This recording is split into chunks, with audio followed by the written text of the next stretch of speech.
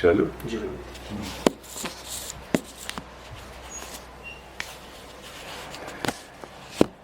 ओम हरिओम।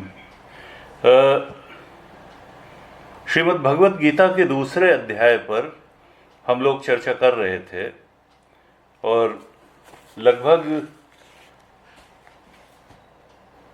54-55 श्लोकों पर हम लोगों ने चर्चा की थी। श्रीमद् भगवत गीता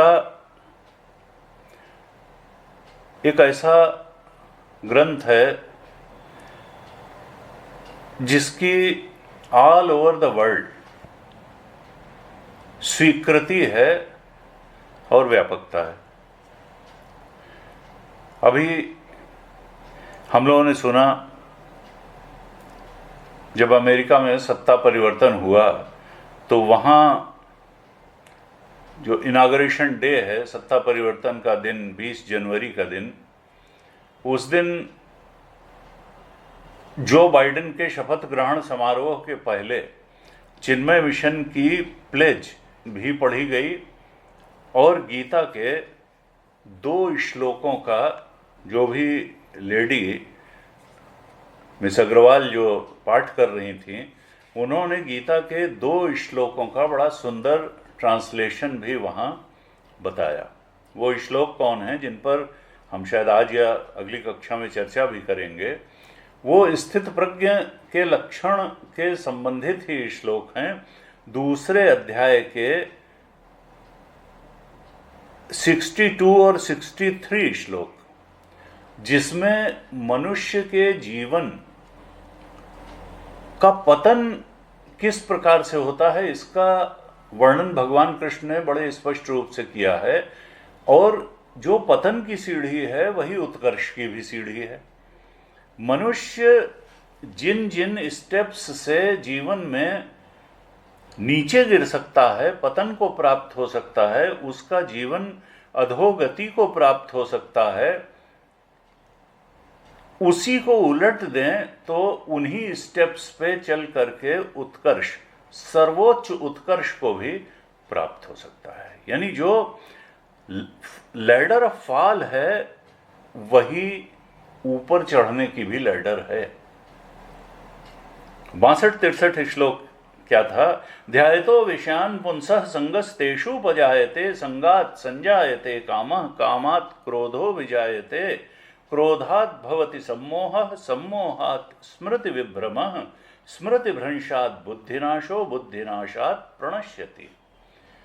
जिस मनुष्य का विवेक नष्ट हो गया, बुद्धि क्या है? विवेक ही तो है, सेंस ऑफ डिस्क्रिमिनेशन, सही और गलत की पहचान कर पाना और सही के पक्ष में निश्चय पूर्वक खड़े हो पाना, यही तो बुद्धि की गुणवत्ता है।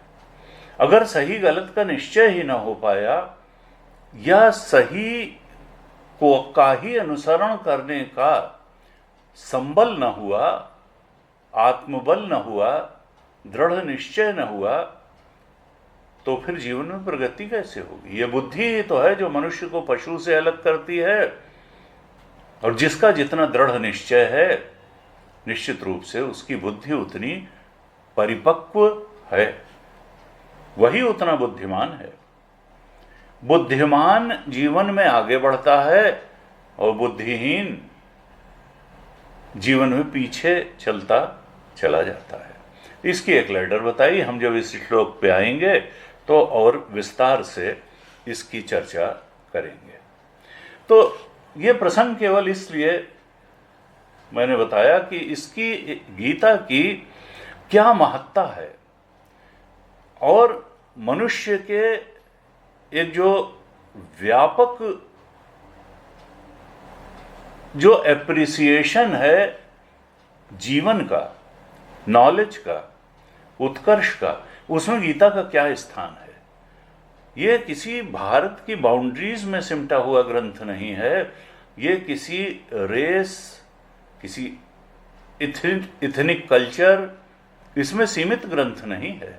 ये मनुष्य मात्र के लिए है और जो भी इसको समझेगा, भगवान शंकराचार्य ने तो कहा कि समझना ही इसको इसके उद्देश्य को प्राप्त कर लेना है। अगर ठीक से समझ लिया जाए तो बहुत कुछ करने की भी जरूरत नहीं, समझने से ही इसका फल मिलने वाला है। जब प्रस्तावना भाष्य लिखा भगवान शंकराचार्य ने, तो प्रस्तावना भाष्य के अंत में लिखा, यतः तदर्थे विज्ञाते समस्त पुरुषार्थ सिद्धि।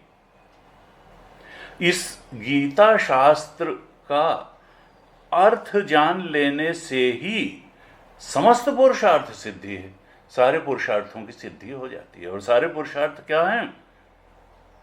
अर्थ, काम, धर्म और मोक्ष। प्रथम पुरुषार्थ है धन कमाना, अर्थ, और दूसरा है कामनाओं की पूर्ति, काम, अर्थ, काम, और तीसरा है धर्म। जीवन बिना सद्गुणी बने शांतिदायक नहीं बनता है।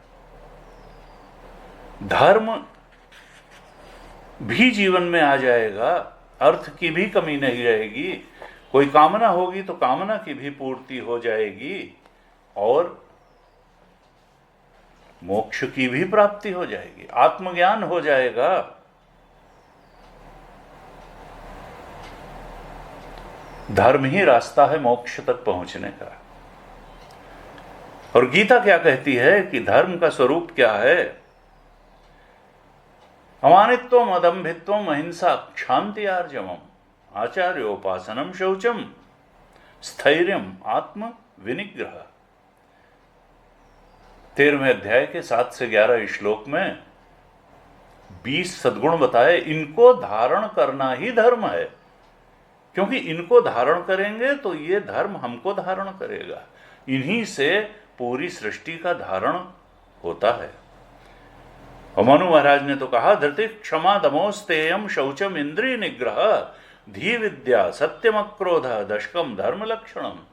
उन्होंने थोड़ा शार्ट करके इसी को कह दिया, ये 10 जो है धर्म के लक्षण हैं। तो हमको ध्यान रखना है कि जो एक हम रूटीन में रिचुअल का पालन करते हैं वो अच्छी बात है, लेकिन वो पूरी बात नहीं है। धर्म घर के पूजा घर से शुरू होता है, इष्ट की आराधना से शुरू होता है, लेकिन अंत में इन सद्गुणों की प्राप्ति तक धर्म जीवन में उतरना चाहिए, उठना चाहिए। हमारे अंदर धैर्य होना चाहिए, क्षमा होनी चाहिए, इंद्रिय संयम होना चाहिए, इंद्रिय निग्रह होना चाहिए, अंदर बाह्य की शुचिता होनी चाहिए, बुद्धिमत्ता, विवेकशीलता होनी चाहिए, शास्त्रों का ज्ञान होना चाहिए, सत्य जीवन में प्रतिष्ठित होना चाहिए, क्रोध को दूर भगाना चाहिए, कामनाओं को कम करना चाहिए। ये सब करेंगे तो वास्तव में हम धर्म का अनुसरण कर रहे हैं। और इसी प्लेटफॉर्म पर फिर आत्म अनात्म का विवेक भी सफल हो पाता है, धारण हो पाता है। गुरु और शास्त्र के वचन धारण हो पाते हैं और हमको अपने आत्मा के सच्चे स्वरूप का ज्ञान भी हो पाता है, अर्थात हम मोक्ष की ओर भी बढ़ चलते हैं। इसी मोक्ष तक पहुंचाने के लिए ये गीता है, जो मोक्ष शास्त्र है। और गीता का जो अंतिम अध्याय है, 18वां अध्याय, उसका तो नाम ही मोक्ष संन्यास योग दिया ऋषियों ने।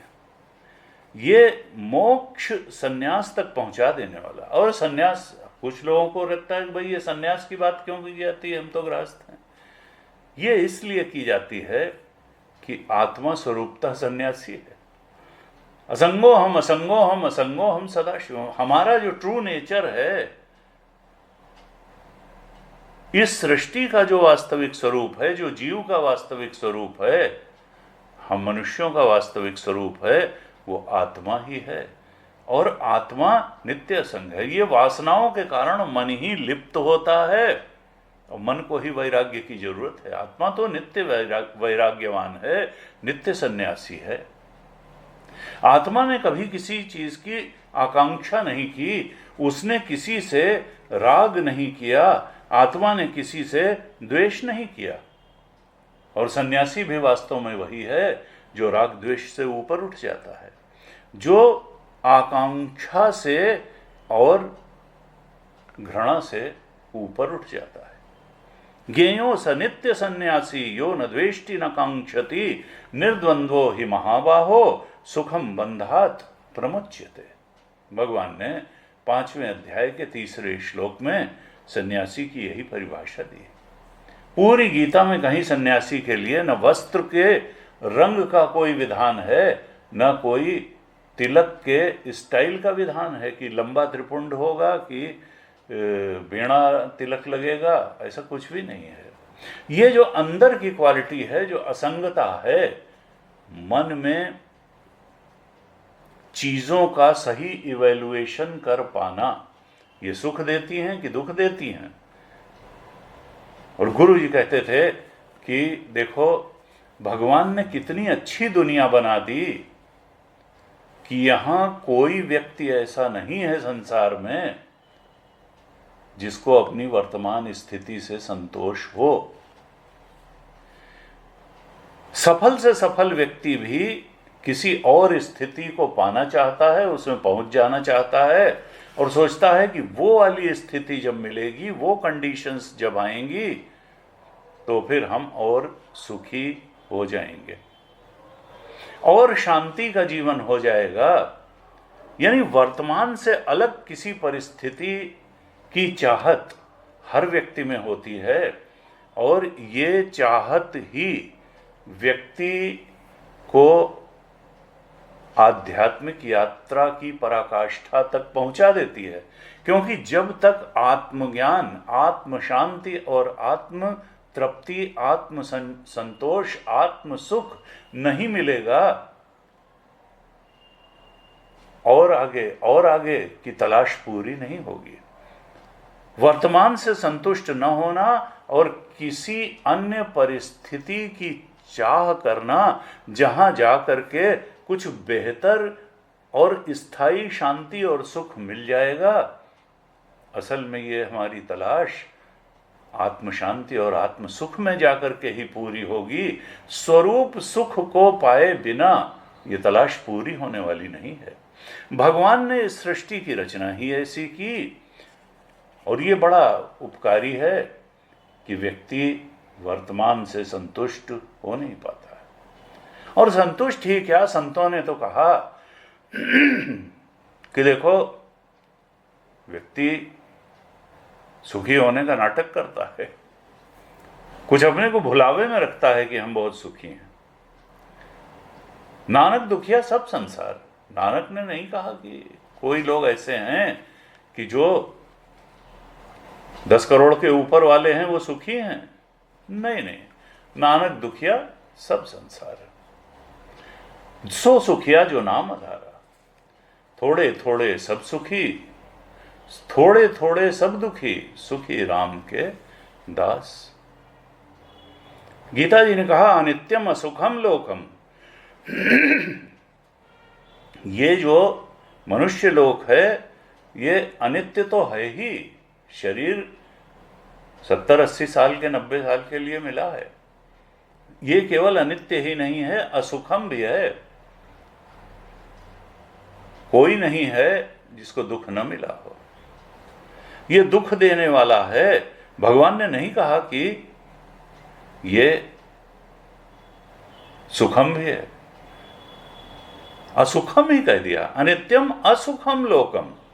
ये जो शरीर है मनुष्य का, ये जितना सुख नहीं देता उससे ज्यादा दुख देता है। कहा फिर करें क्या? तो कहा इमं प्राप्य भजस्व माम। और ये नहीं है कि अगले जन्म में सुख मिल जाएगा। भगवान ने 8वें अध्याय के 15वें श्लोक में कहा माम उपेत्य पुनर्जन्म दुखालयम अशाश्वतम नाप्नुवन्ति महात्माना संसिद्धिम परमाम गताः। इस दुख के संसरण से छुटकारा पाने के लिए तुम मुझे प्राप्त करो, मुझ कृष्ण परमात्मा को प्राप्त करो और मैं तो तुम्हारा स्वरूप बन के बैठा हूं। अपनी आत्मा को प्राप्त करना ही परमात्मा को प्राप्त करना है। कहा माम उपेत्य पुनर्जन्म, मुझे अगर प्राप्त कर लोगे तो ये दुख के संसरण से मुक्ति पा जाओगे। जो महात्मा है, जो सद्गुणी हो गया, जिसने धर्म को धारण कर लिया, जो आत्म अनात्म विवेक करने में सफल हो गया,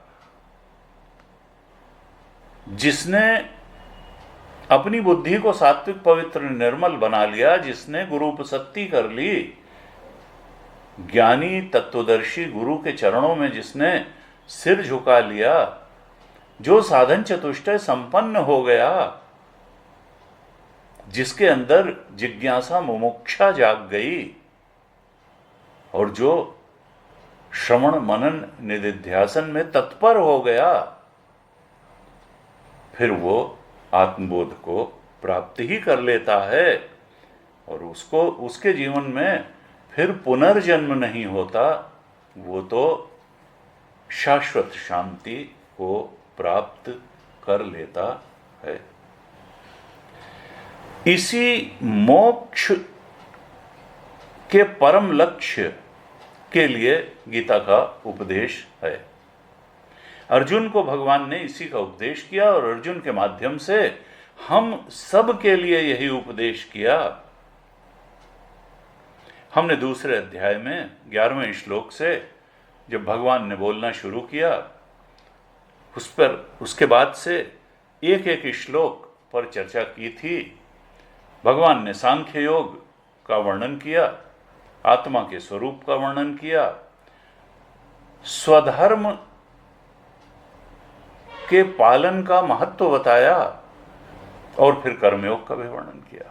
अब इस दूसरे अध्याय के अंत में 54 श्लोक से और अध्याय के अंत तक 72वें श्लोक तक भगवान ने एक और प्रकरण उठाया है। वो है स्थित प्रज्ञ का प्रकरण। स्थित प्रज्ञ 54 श्लोक में अर्जुन पूछते हैं, प्रश्न करते हैं कि भगवान, वह ज्ञानी जिसकी बुद्धि आत्मबोध में अचल रूप से स्थित हो गई है, समाधावचला बुद्धि जिसकी है, जो अब साध्य के बारे में जिसको कोई कंफ्यूजन नहीं है, जिसको साधन के बारे में भी कोई कंफ्यूजन नहीं है, जिसने उस अंतिम स्थिति शाश्वत शांति और शाश्वत सुख की आत्मबोध की स्थिति को प्राप्त कर लिया है, समाधावचला बुद्धि, जिसने उस परमात्म बोध रूपी योग को प्राप्त कर लिया, योगम वापसी हो गया, और श्रुति विप्रतिपन्ना जिसकी बुद्धि नहीं होती, चलायमान नहीं होती कि कर्मकांड करें या भक्ति करें कि उपासना करें, कि लक्ष्य फिर क्या है, इष्ट के लोक में जाना लक्ष्य है कि आत्मबोध लक्ष्य है या समाज सेवा लक्ष्य है। उसकी बुद्धि अब जान गई सत्य को और विचलित नहीं होती, साध्य भी जान गई, साधन भी जान गई और लक्ष्य को प्राप्त भी कर लिया। स्थास्यति निश्चला, दृढ़ता से स्थिर हो गई, आत्मस्वरूप में अविचलित हो गई बुद्धि। अर्जुन कहते हैं कि इसको पहचाने कैसे?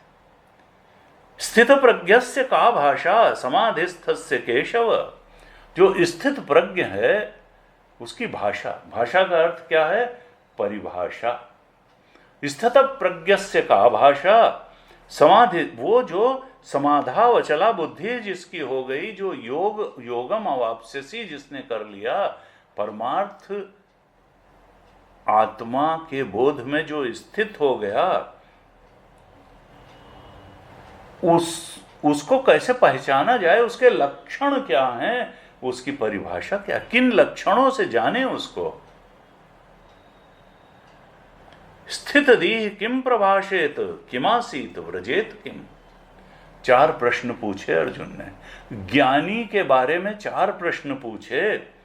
पहला कहा कि उसके लक्षण क्या होते हैं, भाषा, परिभाषा, लक्षण क्या हैं, और कहा फिर वो स्थित धी किम प्रभाषित, वो बोलता कैसे है, बैठता कैसे है, किम आसीत, और चलता कैसे है, व्रजेत किम, वो चलता कैसे है। तो 4 प्रश्न अर्जुन ने पूछे। और वास्तव में ये 4 प्रश्न ये नहीं अर्जुन पूछ रहा है कि भाई उसके चलने के बैठने का कोई विशेष अंदाज होगा और वो बता दीजिए। वास्तव में इन प्रश्न के मूल में क्या है कि संसार में हर एक को अच्छी बुरी परिस्थितियों से गुजरना पड़ता है।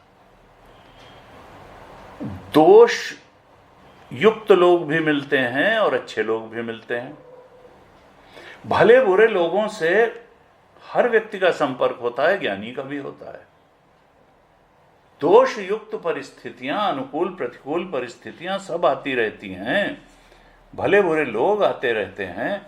तो उनके संबंध में वह ज्ञानी बोध प्राप्त संत उसके संबंध में क्या धारणा रखता है। इस प्रकार से अर्जुन ने जब पूछा कि उसकी परिभाषा क्या है, लक्षण क्या है, वो भले बुरे के संबंध में धारणा क्या रखता है, बैठता कैसे है। अब बैठता कैसे का मतलब ये नहीं है कि वो पद्मासन लगा के बैठता है, कि वीरासन में बैठता है, कि सुखासन में बैठता है, ये नहीं पूछ रहा है। कि मासीत का मतलब ये है कि उसकी वृत्ति कहाँ बैठती है, वो सोचता क्या है, उसकी वृत्ति में विचार, उसके वृत्ति का विषय क्या होता है, किन बातों का चिंतन वो करता है, किस प्रकार का चिंतन उसका होता है। और व्रजेत किम, व्रजेत का मतलब क्या है कि ये नहीं कि वो पैरों से कैसे चलता है, मटक के चलता है, कड़क होके चलता है, हिल हिल के चलता है, नहीं नहीं। व्रजेत का मतलब ये है कि वो व्यवहार कैसे करता है, व्यवहार उसका कैसा है, उसका चिंतन कैसा है, और उसकी धारणाएं कैसी हैं अच्छे बुरे के संबंध में। ये अर्जुन के प्रश्न हैं। तो पहला जो प्रश्न अर्जुन ने किया कि स्थित प्रज्ञस्य का भाषा, 54 श्लोक में, 54 श्लोक में भगवान ने तत्काल ही परिभाषा दे दी स्थित प्रज्ञ की, ज्ञानी की 55 श्लोक में, और कहा प्रजहाति यदा कामान सर्वान् पार्थ मनोगतान् आत्मन्येवात्मना तुष्टः स्थित प्रज्ञस्तदोच्यते। स्थित प्रज्ञ किसको कहते हैं? जिसकी प्रज्ञा स्थिर है वो कौन है? कहा जो आत्मा में ही संतुष्ट हो गया है। अब संसार के विषय संतुष्ट होने के लिए उसको नहीं चाहिए। और अगर मन में कामनाएं हैं तो कामना तो अनात्म की ही होती है। इनसे मिलने तो सुखी हो जाएंगे, ये खा लें तो सुखी हो जाएंगे, वहां घूम आए तो सुखी हो जाएंगे। अनेक अनेक प्रकार की कामनाएं जब तक रहेंगी तो व्यक्ति उस निरपेक्ष आत्म सुख को न तो प्राप्त कर पाएगा, न उसका अनुभव कर पाएगा। वो आत्मन एव आत्मना तुष्ट नहीं हो पाएगा। आत्मा में ही संतुष्ट होना, तुष्ट होना संभव नहीं होगा। और परिभाषा क्या की, लक्षण क्या बताया ज्ञानी का, कि वो तो आत्मा में ही संतुष्ट होता है। वो उसको संतुष्ट होने के लिए विषय नहीं चाहिए, कोई विशिष्ट परिस्थिति नहीं चाहिए, विशिष्ट भोग नहीं चाहिए। बिना धन के ही सुखी है, बिना इंद्रिय सन्निकर्ष से प्राप्त होने वाले सुखों के ही सुखी है। वो तो स्वरूप सुख को प्राप्त हो गया है। कहा कि वो स्थित प्रज्ञ का अर्थ क्या है कि जिसकी प्रज्ञा जिसका बोध, जिसकी अनुभूति ब्रह्म रमण को छोड़ करके विषय रमण करती ही नहीं है, ब्रह्म को छोड़ करके जिसकी प्रज्ञा इधर उधर कभी जाती ही नहीं है, उसी का नाम है स्थित प्रज्ञ। उसी की प्रज्ञा स्थिर है। और जिसकी प्रज्ञा अभी विषयों के पीछे भाग रही है, जिसका मन विषय लोलुपता में फंसा हुआ है, उसकी बुद्धि का हाल क्या होगा? उसकी बुद्धि मानो विषयों की भूखी है, प्यासी है, और उनके पीछे भाग भाग के थकी मांदी है। उसके लिए न कोई विश्राम का स्थान है, न आराम का स्थान है। वो कैसा है? कहा वो अस्थित प्रज्ञा है। उसकी स्थिर प्रज्ञा नहीं है, वो स्थित प्रज्ञा नहीं है। वो तो जो अभी विषय रमण, संसार रमण में ही जिसको सुख है, जिसने आत्म सुख की कोई खुशबू नहीं है, उधर बढ़ा नहीं है, उसकी सार्थकता महत्ता भी नहीं समझ पाया है, कहा वो अस्थित प्रज्ञ है।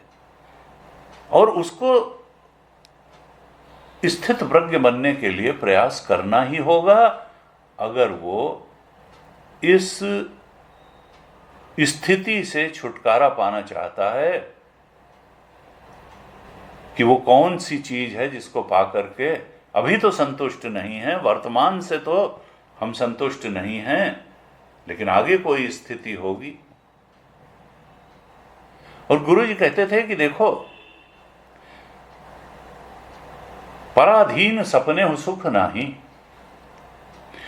जब पराधीनता होती है तो वहां सुख नहीं है, वो काम चलाऊ सुख है। और अगर हमको सुख पाने के लिए किसी से मिलने की पराधीनता है, कुछ खाने की पराधीनता है, कुछ पाने की पराधीनता है, तो फिर पराधीन सुख हुआ, हमारा स्वाधीन सुख नहीं हुआ। और जब तक स्वाधीन सुख की प्राप्ति नहीं होगी, हम स्थित प्रज्ञ नहीं होंगे, हमको शाश्वत शांति और शाश्वत आनंद नहीं मिलेगा। रोज रोज कुआं खोदो, रोज रोज पानी पियो। हमने अपनी खुशी की चाबी दूसरे की जेब में डाल दी, वो हंस के बोला तो हम खुश हुए, शांत हुए, और जरा सी उसने नजर टेढ़ी करके देख भी लिया तो हमारे लिए तो उद्विग्नता हो गई। स्थित प्रज्ञ इससे ऊपर उठ जाता है। वो आत्मरमण में ही सुख पाता है, शांति पाता है। अर्जुन ने कहा कि उसकी धारणा क्या है? परिस्थितियां तो अलग अलग होती हैं, और राम और कृष्ण के जीवन में भी परिस्थिति एक जैसी नहीं रही। राम और कृष्ण के जीवन में भी अनुकूल प्रतिकूल परिस्थितियां आई, ज्ञानी के जीवन में भी आएंगी, लेकिन उसकी धारणा कैसी रहती है अनुकूल और प्रतिकूल के, भले बुरे के संबंध में? तो भगवान ने 57 श्लोक में कहा, यह सर्वत्र अनभिस्नेह तत्तत् प्राप्य शुभाशुभम नाभिनंदति न द्वेष्टि तस्य प्रज्ञा प्रतिष्ठिता। भगवान कहते हैं कि अनभिस्नेह, वो किसी से बहुत ज्यादा आसक्ति नहीं रखता है। यह सर्वत्र अनभिस्नेह, अति स्नेह से रहित है, और शुभ आता है तो भी, अशुभ आता है तो भी। शुभ आया, अनुकूल आया तो बहुत प्रसन्न नहीं हो जाता, और प्रतिकूल आया तो द्वेष नहीं करता है।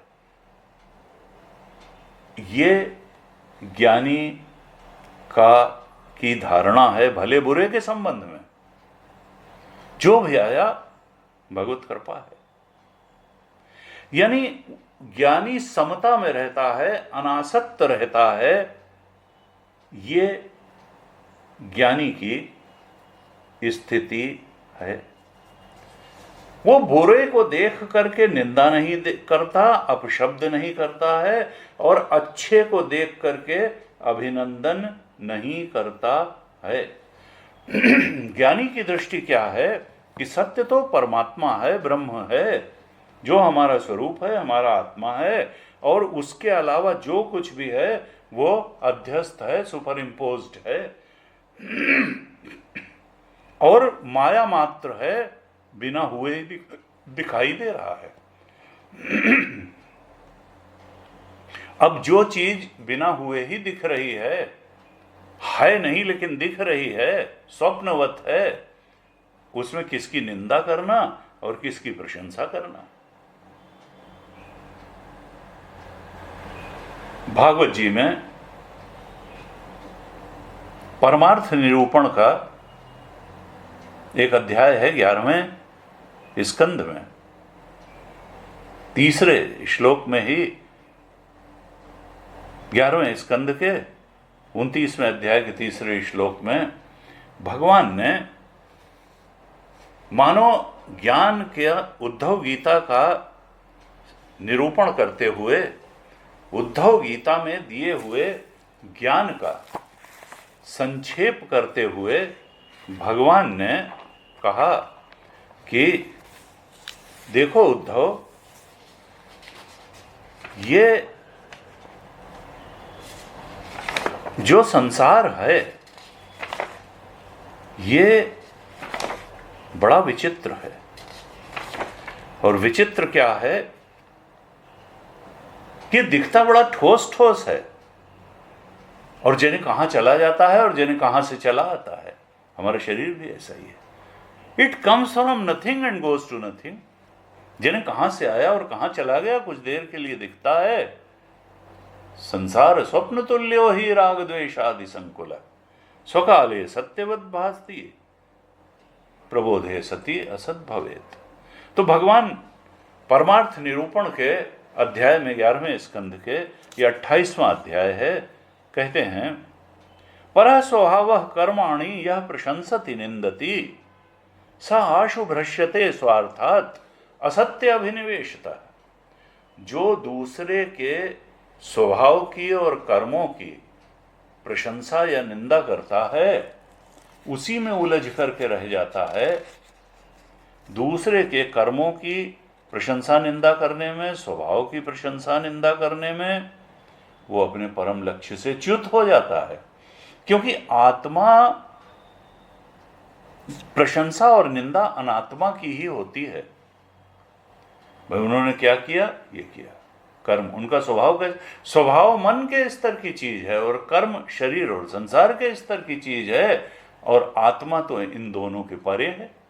हम अगर इन्हीं में अटक के रह जाएंगे, मन के स्तर की बातों में और संसार के स्तर की बातों में, तो फिर आत्मबोध स्थित प्रज्ञ होने में वो बाधा पहुंचाएगा। हम अपने सच्चे स्वार्थ, परम स्वार्थ, जो सत्य में प्रतिष्ठित होना है, आत्मा में प्रतिष्ठित होना है, उससे च्युत हो जाएंगे, उससे भ्रमित हो जाएंगे।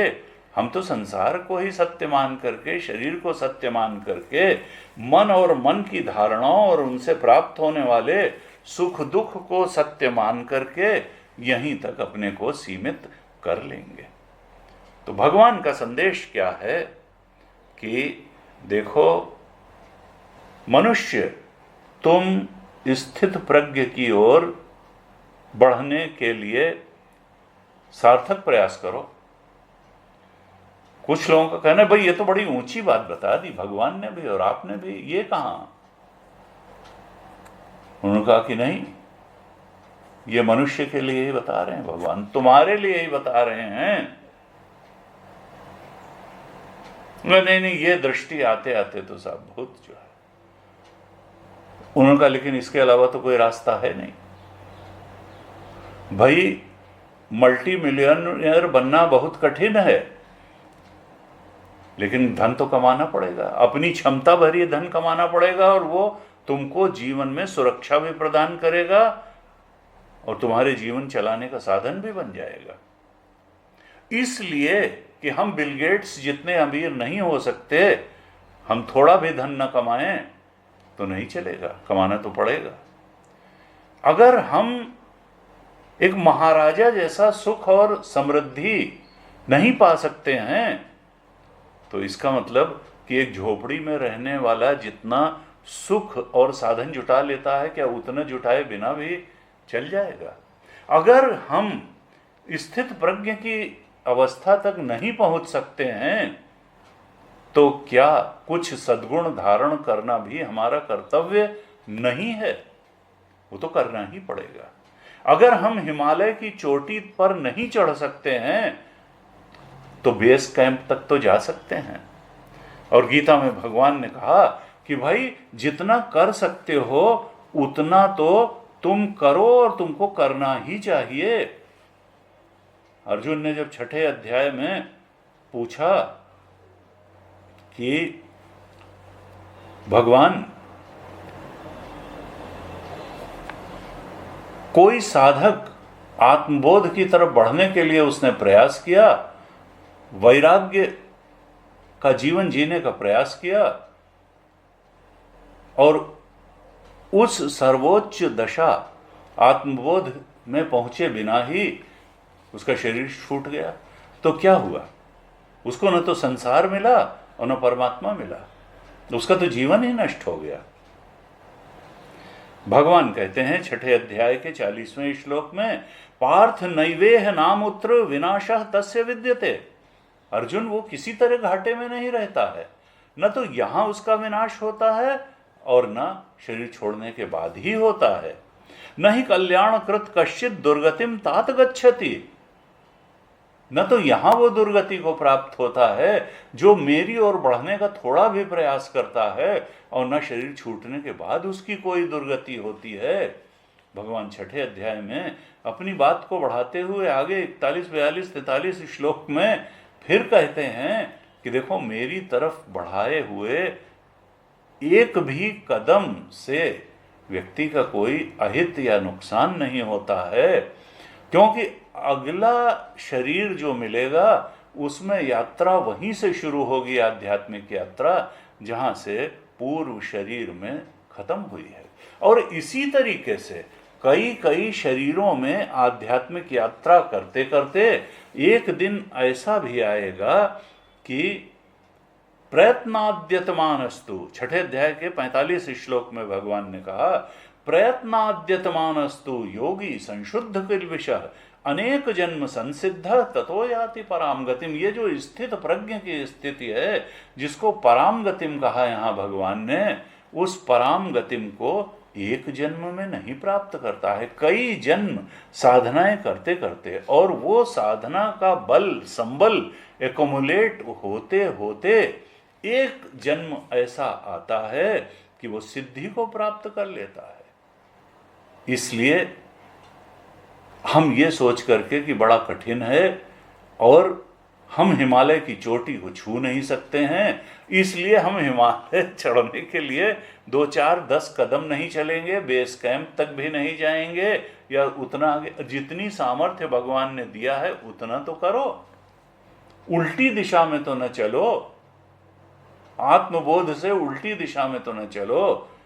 ऐसा करेंगे तो निश्चित रूप से हम जितना गुड़ डालेंगे उतना ही मीठा होगा।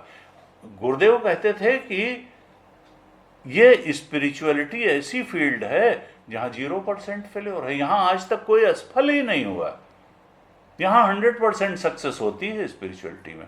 लेकिन चूंकि हमारी निगाह तो फ्रॉम बर्थ टू डेथ इसी को जीवन मान करके करते हैं कि चलो भाई थोड़ा थोड़ा ही ले लो, चलो दुख नामधारी ही सुख ले लो।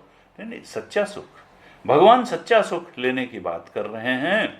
और कहा कि देखो, तुम समता का जीवन बिताओ, तुम अनासक्ति का जीवन बिताओ, तुम स्थित प्रज्ञ नहीं भी हो सकते हो तो तुम वह सद्गुण, वह लक्षण जो स्थित प्रज्ञ के हैं, उन लक्षणों को अपने जीवन में जितना उतार सकते हो उतना उतारने का पूरा प्रयास करो। जो सिद्ध के स्वाभाविक लक्षण हैं वो साधक के लिए साधना पथ हैं। हमने पिछले कक्षाओं में भी चर्चा की थी। स्थित प्रज्ञ के लक्षणों का वर्णन करने के बिल्कुल पहले जो भगवान शंकराचार्य ने भाष्य लिखा उसमें कहा, सर्वत्र एव हि अध्यात्म शास्त्रे कृतार्थ लक्षणानि यानि तानि एव साधनानि उपदिश्यन्ते यत्न साध्यत्वात् यानि यत्न साध्यानि साधनानि लक्षणानि च भवन्ति तानि। अध्यात्म शास्त्र में करीब करीब कहा कि सब जगह है ज्ञानी के, कृतार्थ पुरुष के, स्थित प्रज्ञ के लक्षण कहे गए हैं। क्यों कहे गए? ज्ञानी को तो किसी की प्रशंसा की जरूरत ही नहीं है, वो तो आप्त काम है, वो तो आत्मरमण से आनंदित, प्रशंसा से कोई उसको ज्यादा आनंद थोड़े हो जाएगा। ये जो लक्षण बताए जाते हैं ये कोई ज्ञानी को हाईलाइट करने के लिए, ज्ञानी की प्रशंसा करने के लिए नहीं बताए जाते। ज्ञानी को हमारी प्रशंसा की कोई जरूरत नहीं है, तो फिर ये क्यों बताए जाते हैं? कहा ये इसलिए बताए जाते हैं कि ज्ञानी के लिए जो स्वाभाविक लक्षण हैं वही साधक के लिए प्रयत्न साध्य साधना का मार्ग है। साधक को प्रयास पूर्वक ये अपने जीवन में लाना है। तो भगवान हम लोगों को क्यों उपदेश कर रहे हैं स्थित प्रज्ञ का, कि देखो स्थित प्रज्ञ तो सारी कामनाओं का, मन में भी उठने वाली सारी कामनाओं का त्याग कर चुका और इसलिए आत्मा में संतुष्ट हो गया। लेकिन हे साधक, हे मनुष्य, तुम कुछ कामनाओं का तो त्याग करो। धीरे धीरे करके कामनाओं का त्याग करते करते तुम भी एक दिन उस स्थिति में पहुंच जाओगे। तो भगवान कामनाओं के त्याग का संदेश हम सबको दे रहे हैं।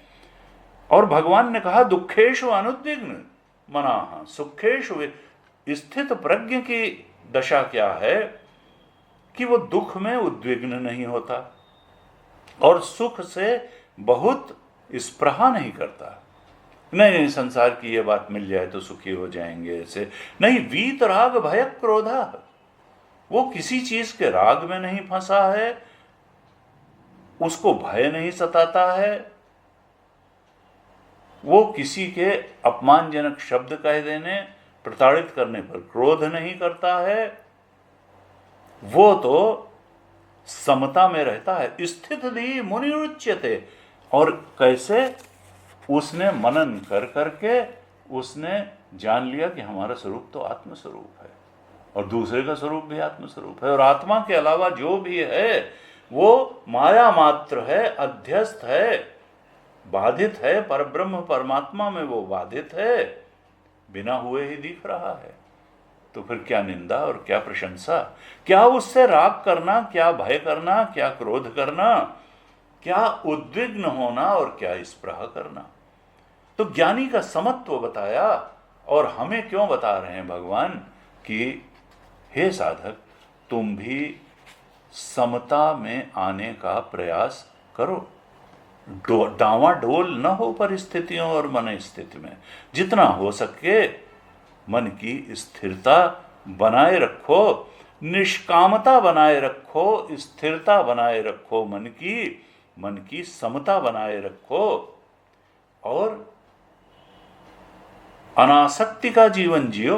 शुभ और शुभ तो आएगा, जीवन में अनुकूल प्रतिकूल आएगा, लेकिन यह नहीं कि अनुकूल का अभिनंदन शुरू किया और प्रतिकूल से द्वेष करने लगे। भगवान ने कहा नहीं, ज्ञानी की दृष्टि क्या है कि नाभिनंदति न द्वेष्टि तस्य प्रज्ञा प्रतिष्ठिता। शुभ और शुभ में वो अभिनंदन, प्रसन्नता और द्वेष का भाव नहीं रखता है। तो भगवान ने इस प्रकार से कहा। और अर्जुन ने पूछा था किमासीत, लक्षण भगवान ने बता दिए, उसकी भले बुरे के बारे में धारणा बता दी। और अर्जुन ने तीसरा प्रश्न किया था कि किमासीत, वह रहता कैसे है। आसीत, अब रहता कैसे है, अर्थात उसकी वृत्ति कहां बैठती है, वो चिंतन का विषय क्या है, चिंतन उसका कैसा होता है।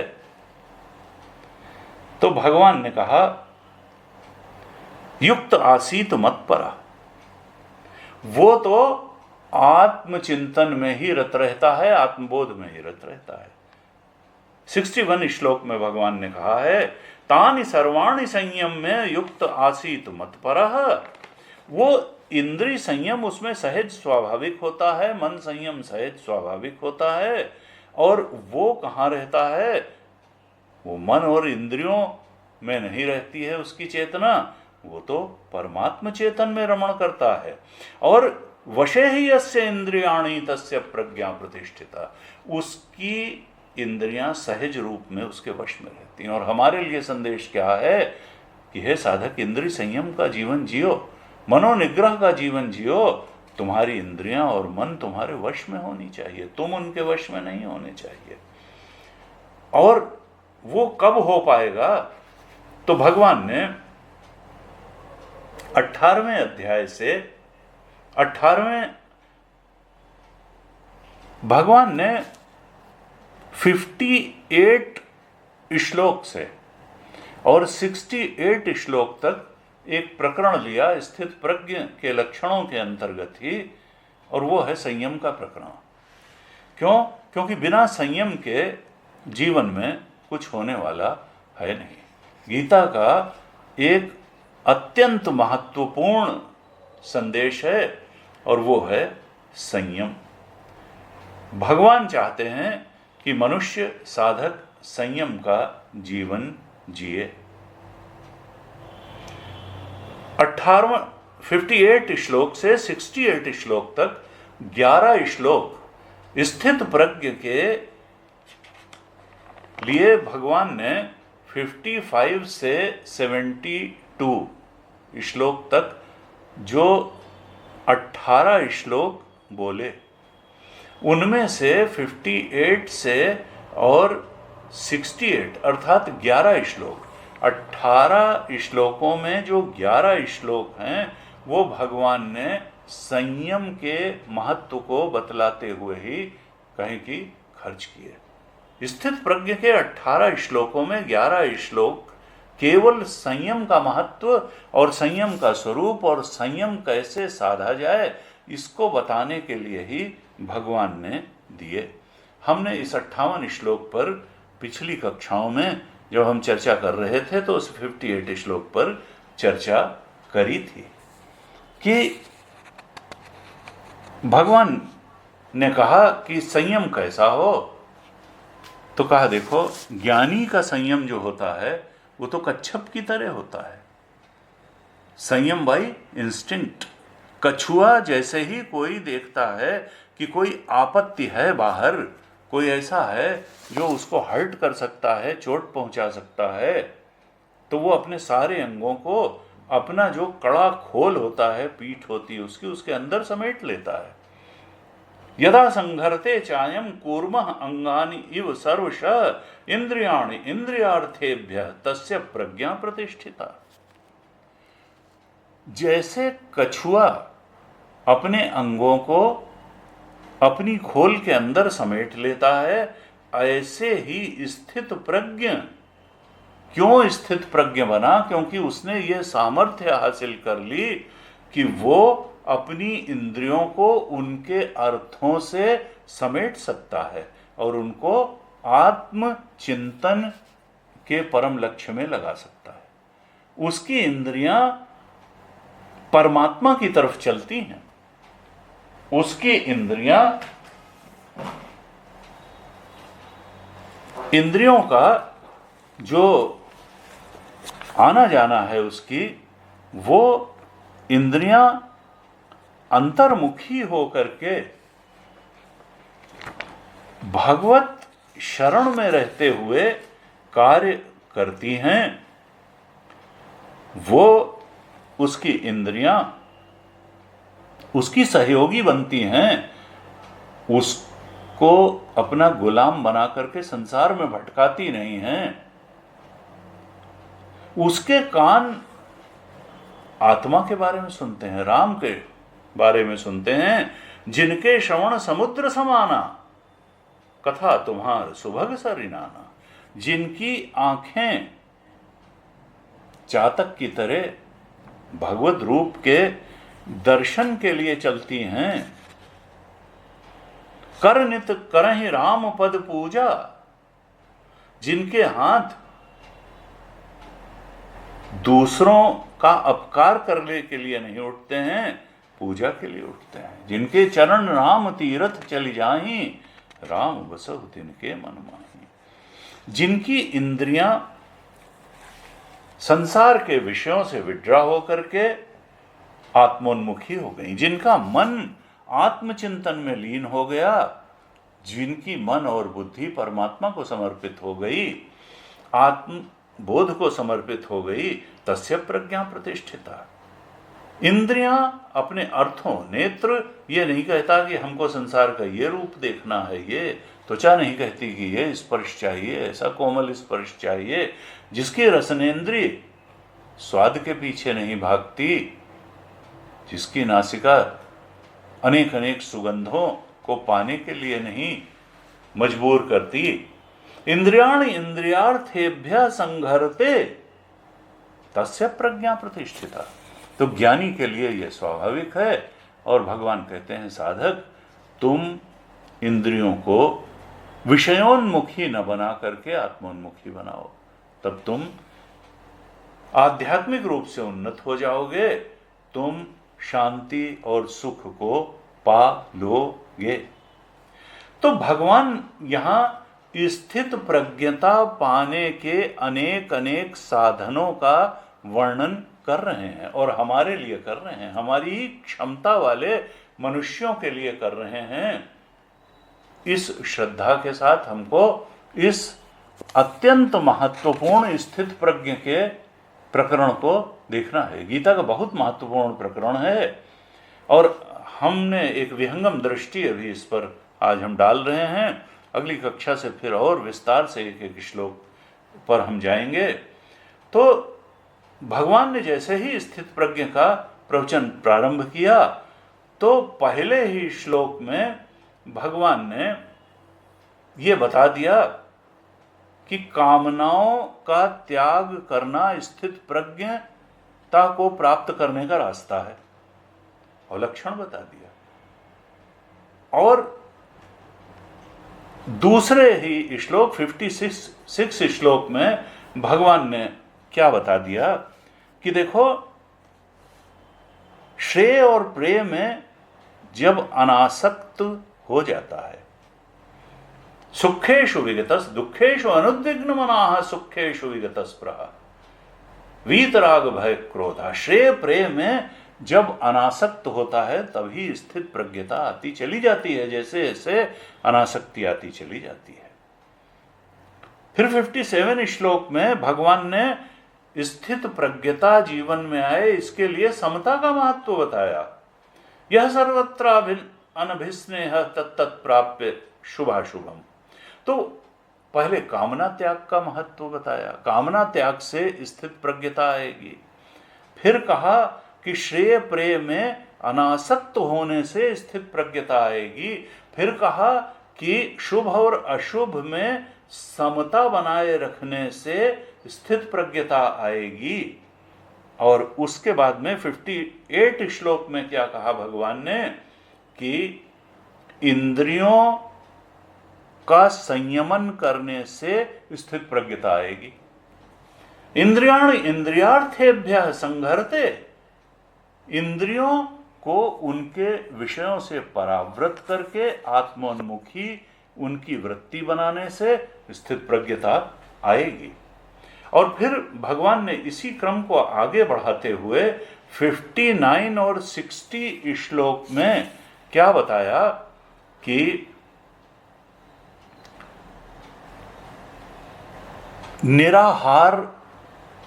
निराहारता का जीवन जीने और तप का जीवन जीने से स्थित प्रज्ञता आएगी। निराहारी का जीवन जियो। क्यों? विषया 59 श्लोक में कहा, निराहारता का महत्व बताया भगवान ने। निराहार का मतलब यह नहीं है कि खाना पीना छोड़ दें। निराहार का मतलब यह है कि भोक्ता का जीवन न जिए। हम शरीर चलाने के लिए खाएं, जितना शरीर चलाने के लिए आवश्यक है वो तो आवश्यक है। जब व्यक्ति बीमार पड़ता है तो मुंह से कई बार खाना देना बंद कर दिया जाता है, लेकिन ड्रिप चला देते हैं, सलाइन वाटर, ग्लूकोज, और वो जिंदा रहता है बाकायदा। तो उससे क्या है कि शरीर को तो पूरा पोषण मिल रहा है, लेकिन भोक्ता की तृप्ति नहीं हो रही है। खट्टा मीठा कड़वा चरपरा, ये जीभ में से कोई मतलब नहीं, सीधे ब्लड वेसल्स के थ्रू पोषण जा रहा है, यानी भोक्ता की तृप्ति नहीं हो रही है। तो भगवान क्या कहते हैं? निराहार का मतलब क्या है कि भोक्तृत्व के पीछे मत भागो, भोक्ता की संतुष्टि का जीवन मत जियो, तुम तो भजन का जीवन जियो, भगवत परायण जीवन जियो। ये देह जो है ये जितने से चल जाए उतना भोग ठीक है। भगवान चाहते हैं कि देखो निषिद्ध भोग को छोड़ दो और विहित भोगों का ही ग्रहण करो। और फिर विहित भोगों में भी तुम देखोगे कि बहुत कम है जिसकी आवश्यकता है। विहित में भी देखो कि विहित का भी आवश्यकता भर ही ग्रहण करो, और धीरे से देखोगे कि आवश्यकताएं भी कम की जा सकती हैं। यही है भगवान का निराहार से संदेश। यानी भोग का जीवन मत जियो, भोग का परित्याग करने से स्थित प्रज्ञता साधी जा सकती है। फिर कहा भगवान ने 60 श्लोक में कि तपस्या का जीवन जियो। यततो ह्यपि कौन्तेय पुरुषस्य विपश्चितः इंद्रियाणि प्रमाथीनि हरन्ति प्रसुभम मनः। कोई साधक है, बहुत सिंसियर है, वो प्रयत्न करता है। यततो ह्यपि कौन्तेय पुरुषस्य विपश्चितः, बहुत मेधावी है, विद्वान है, लेकिन ऐसे उस मेधावी विद्वान प्रयत्नशील संयमी साधक की भी इंद्रियां कई बार उसके मन का हरण कर लेती हैं, बलपूर्वक उसके मन को संसार में ले जाकर के धकेल देती हैं। अब इसको रोकने के लिए क्या करना है? तो कहा कि तुम तप का जीवन जियो, तप पूर्वक इन इंद्रियों की गति बहिर्मुखी की जगह अंतर्मुखी बना लो। अगर तुम इस प्रकार का इंद्रिय संयम का जीवन जियोगे, 61 में भगवान ने कहा तानि सर्वाणि संयम में युक्त आसीत मत्परा। एक तो इनके संयम का तरीका क्या है कि तुम समझ लो कि परमात्म चिंतन, आत्मचिंतन में तुम्हारी शांति और सुख है, विषय चिंतन, भोग चिंतन में नहीं है। तुम संसार परायण जीवन मत जियो, विषय परायण, भोग परायण जीवन मत जियो, तुम मत पराह, मुझ प्रभु के परायण होकर के, कृष्ण परमात्मा के परायण होकर के जीवन जियो। और इंद्रिय संयम का जीवन, तानि सर्वाणि संयम में, सारी ही इंद्रियों को तुम संयमित करके जीवन जियो, क्योंकि वशे ही यस्य इंद्रियाणि तस्य प्रज्ञा प्रतिष्ठिता। जिसकी इंद्रियां उसके वश में है, उसी की प्रज्ञा उसके वश में है। इस प्रकार से भगवान ने हर श्लोक में स्थित प्रज्ञता की ओर बढ़ने के लिए क्या क्या रास्ते हैं उनका निरूपण किया। 55 में भी बताया, 56, 57, 58 हमने जैसी चर्चा की, 61 तक वो बताते रहे कि किस किस तरह से साधक स्थित प्रज्ञता की ओर बढ़ सकता है। और फिर 62 और 63 श्लोक में तो जो हमने आज प्रारंभ में ही बात कही थी कि जो पतन की सीढ़ी है उसका उल्लेख भगवान ने किया, और वो है विषय चिंतन। ध्यायतो विषयान पुंसा, और इसके उल्टा जो होगा भगवत चिंतन, आत्मचिंतन, वो उत्कर्ष की सीढ़ी हो जाएगी, ये बताया भगवान ने। इस प्रकार से भगवान इस स्थित प्रज्ञ के लक्षण के रूप में हमारे लिए साधना के पथ का निरूपण कर रहे हैं और हमें मार्गदर्शन दे रहे हैं कि हे मनुष्य, तुम्हारे जीवन का पथ क्या होना चाहिए। हम भगवान के इन वचनों के मर्म को समझें और अपने जीवन को भगवान द्वारा किए गए उपदेश के अनुसार स्थित प्रज्ञता के सर्वोच्च लक्ष्य की तरफ धीरे धीरे या तेजी से, जैसी हमारी सामर्थ्य हो, आगे बढ़ाते चले जाएं। नहीं सामर्थ्य है तो भगवान से प्रार्थना करें कि भगवान हमें सामर्थ्य दो कि हम तेजी से आपके बताए लक्ष्य स्थित प्रज्ञता की ओर बढ़ सकें। भगवान से इसी प्रार्थना के साथ आज कि हम सब पर उनकी कृपा बरसे और हम लोग आत्मचिंतन करते हुए आत्मबोध के अपने परम लक्ष्य की ओर, स्थित प्रज्ञता के परम लक्ष्य की ओर तेजी से आगे बढ़ते चले जाएं। भगवान से इसी प्रार्थना के साथ आज प्रवचन को यहीं विराम देते हैं। सबका बहुत बहुत धन्यवाद। ओम पूर्णमदः पूर्णमिदं पूर्णात् पूर्णमुदच्यते पूर्णस्य पूर्णमादाय पूर्णमेवावशिष्यते। ओम शांति शांति शांति। हरि ओम। श्री गुरुभ्यो नमः। हरि ओम।